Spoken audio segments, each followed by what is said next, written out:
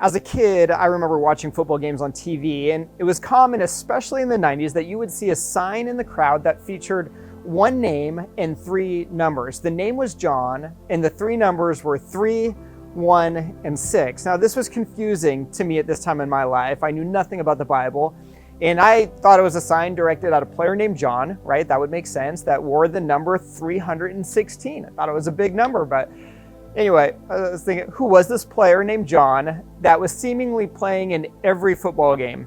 Now, after my family started to go to church a little bit more, it became clear that those were some fans that really wanted people to know what Jesus had done for them. And of course, the reference that I'm talking about is the Bible verse, John 3:16. And it goes like this: "For God so loved the world that he gave his one and only Son, that whoever believes in him shall not perish, but have eternal life."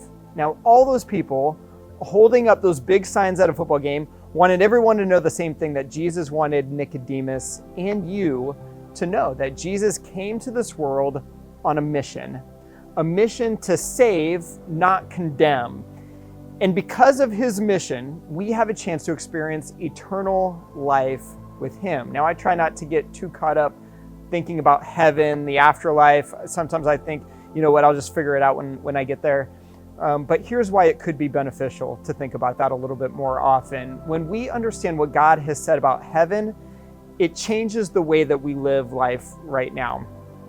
So I think that having an eternal perspective can give us two things. I'm just going to say those two things right now: purpose and hope. Purpose and hope. How can having an eternal perspective give you purpose and hope? That's a question that I hope you ask yourself. Now, I can't imagine going through life without either of those, and I'm so thankful that God's mission involved making a way so that we, you and I, can experience eternal life.